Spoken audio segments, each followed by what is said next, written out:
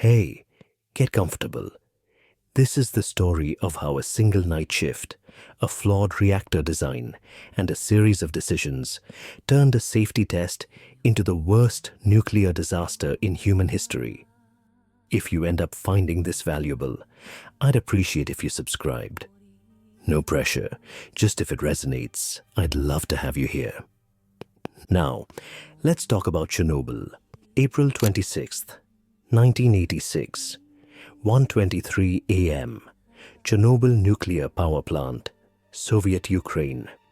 A shift supervisor presses the emergency shutdown button, AZ5, the fail-safe, the button designed to save the reactor in any crisis. Within seconds, Reactor 4 explodes, not because the button failed, but because it worked exactly as designed, and the design was fatally flawed. Two massive explosions ripped the reactor core apart. A 1,000-ton concrete and steel lid is blown off like a bottle cap. Radioactive fire shoots into the night sky. In the control room, operators stare at their instruments in disbelief. The reactor is gone, but they don't know it yet. This is the story of how a routine test, a design flaw, hidden for years, and a chain of decisions led to a catastrophe that would poison Europe and change nuclear energy forever. To understand what went wrong, you need to understand the RBMK reactor.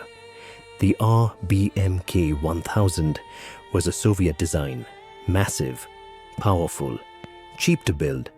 It used graphite as a moderator and water as a coolant. When it worked, it was efficient, but it had a flaw, a critical one. At low power, the RBMK became unstable. The reactor had what's called a positive void coefficient. In simple terms, if cooling water turned to steam, the reaction accelerated instead of slowing down. More steam meant more power. More power meant more steam. A feedback loop. Soviet engineers knew this. It was in the design documents. But operators weren't fully trained on it. And there was another problem. The control rods. Control rods are inserted into the reactor to absorb neutrons and slow the reaction. The RBMK's control rods had graphite tips. When fully inserted from above, they worked fine. But when pulled out and then reinserted quickly, like during an emergency shutdown, those graphite tips entered the reactor first. Graphite accelerates reactions. For the first few seconds of an emergency shutdown, power would spike before the rods could stop it. This was known, documented, but classified. Operators weren't told. And on April 26th, this flaw would destroy Reactor 4. April 25th, 1986. Daytime. Chernobyl's Reactor 4 is scheduled for routine maintenance. Before shutting down, the plant is supposed to run a safety test. The test is simple. If external power is lost, can the reactor's cooling pumps run on residual turbine power long enough for backup diesel generators to kick in?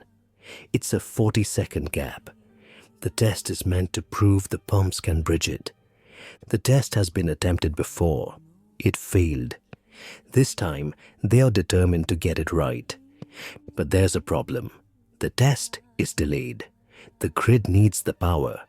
So Reactor 4 keeps running at full capacity throughout the day. By the time the test is cleared to proceed, it's late evening. The day shift is tired. The night shift, less experienced, takes over. The night shift supervisor is Alexander Akimov. Deputy Chief Engineer Anatoly Dyatlov is in charge. Dyatlov is known for being demanding, impatient, dismissive of safety concerns. The test must happen tonight. To run the test, they need to reduce reactor power to 700 to 1,000 megawatts. Low enough to simulate an emergency, high enough to keep it stable. They start lowering power. But an operator makes a mistake. He leaves an automatic control system engaged too long. Power drops too far. Way too far. By 12:28 a.m., the reactor is at only 30 megawatts, dangerously low, in the instability zone. At this power level, the reactor is poisoned with xenon-135, a byproduct that absorbs neutrons and suppresses reactions. The reactor is barely functioning. The safe thing to do? Abort. Wait a day for the xenon to decay. Try again, but Dyatlov orders them to continue. The test must happen. Delays are unacceptable. To bring power back up, they start withdrawing control rods. More and more, far more than regulations allow. By 1 a.m., they've withdrawn most of the control rods. The reactor is barely controlled. Operators see warning signs, instability, dangerous parameters. They report concerns. Dyatlov dismisses them. They stabilize power around 200 megawatts. Still too low, still unstable. But Dyatlov says it's enough. They'll proceed. 1:23:04 a.m. They start the test. Pumps run at full speed, pulling heat from the reactor. Cooling water flow increases dramatically. But this creates more steam, and in an RBMK at low power, more steam means more reactivity. Power starts climbing, slowly at first, then faster. Operators see it. They try to stabilize. But the reactor is deep in the unstable zone. The feedback loop has begun. 1:23:40 a.m.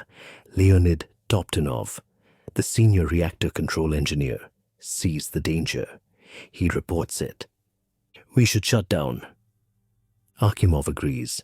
He presses AZ-5, the emergency shutdown button. This should save them. Every operator has been trained. AZ-5 stops everything, but the control rods have been withdrawn almost completely. When they start reinserting, the graphite tips enter first. For a few critical seconds, reactivity surges. 1:23:45 a.m. Power spikes, not gradually, exponentially. In less than 1 second, reactor power goes from 200 megawatts to over 30,000 megawatts, more than 10 times its maximum capacity. The fuel rods shatter. Water flashes to steam instantly. Pressure builds beyond anything the reactor can contain. 1:23:47 a.m. The first explosion. It's not nuclear. It's a steam explosion. The pressure vessel ruptures. The core begins to disintegrate. 2 seconds later, the second explosion, larger, more violent. The roof blows off. The massive reactor lid, over 1,000 tons, flips into the air and crashes down at an angle, half covering the destroyed core. Radioactive debris shoots hundreds of feet into the air. Chunks of graphite and fuel, glowing red, on fire. In the control room, instruments go dead. Lights flicker. Operators are thrown from their seats. Akimov and Toptunov stare at the control panel. They don't understand. The reactor should be shut down, but the readings make no sense. They don't know it yet, but Reactor 4 no longer exists. Outside, workers see flames. They think it's a fire, a bad one, but manageable. The plant's fire brigade arrives within minutes.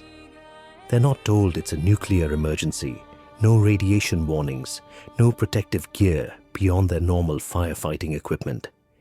They start climbing ladders, spraying water on the flames, walking on the roof, picking up chunks of debris with their bare hands, debris that's lethally radioactive. Lieutenant Vladimir Pravik leads his team onto the roof. They fight the fire for hours, heroic, unaware they're absorbing lethal doses of radiation. By dawn, the fire is mostly contained, but Pravik and many of his men are already dying. Acute radiation syndrome, skin burns, vomiting, internal bleeding. Pravik will die in a Moscow hospital 2 weeks later. He's 23 years old. For hours, Soviet officials downplay the disaster. Local authorities are told it's a minor accident. Residents of Pripyat, just 3 kilometers away, see the fire but are told not to worry. Children play outside the next day. People go to work. Life continues. But radiation detectors across Europe start screaming. Sweden, Finland, Poland. Detectors designed to detect nuclear weapons tests are picking up massive contamination. The Soviets can't hide it anymore. April 27th, 36 hours after the explosion, Pripyat is evacuated. 50,000 people are told to pack for 3 days. They'll never return. Buses line up. Families leave everything. Toys on floors, meals on tables, photos on walls. An entire city frozen in time. The exclusion zone expands. Eventually, over 350,000 people are relocated. The immediate death toll, 31. Mostly firefighters and plant workers. Acute radiation syndrome. But the long-term toll is far harder to measure. The Soviet Union and later independent studies estimate anywhere from 4,000 to 93,000 additional cancer deaths across Europe over the following decades. Thyroid cancer rates in children spiked. Birth defects increased. Entire regions were contaminated. The cleanup, called liquidation, required over 600,000 workers, miners, soldiers, helicopter pilots. They poured concrete, built the sarcophagus, buried contaminated soil. Many received dangerous doses. Many are gone now. The exclusion zone remains. 37 years later, it's still too radioactive for permanent human habitation. Nature has reclaimed Pripyat. Buildings crumble, forests grow through streets. But the radiation remains. Chernobyl changed nuclear energy forever. The RBMK design was revised. The control rod flaw fixed. Safety culture improved. The International Atomic Energy Agency established new global standards. But the deeper lesson was about secrecy. The flaw in the RBMK was known, documented, but hidden. Operators weren't trained. Questions were dismissed. Dyatlov survived the disaster. He was tried and convicted, spent years in prison. He insisted until his death that the reactor design, not his decisions, was to blame. He was partially right. It was both. Akimov and Toptonov, the men in the control room, stayed at their posts for hours after the explosion, trying desperately to save the reactor. They didn't know it was gone. They were exposed to lethal radiation. Both died within weeks. They were doing their jobs, following orders, trusting the system. The system failed them. April 26th, 1986, 1:23 a.m. A shift supervisor presses a button designed to save a reactor. It destroys it instead. Not because of incompetence, not because of sabotage, but because of a design flaw, a culture of secrecy, and a series of decisions made under pressure. Chernobyl is a story about what happens when systems fail, when warnings are ignored, when safety is sacrificed for schedules. It's a reminder that some mistakes don't give second chances. If this story gave you something to think about, I'd appreciate if you subscribed. There are more moments in history where everything went wrong, and the lessons we're still learning from them. Thanks for being here.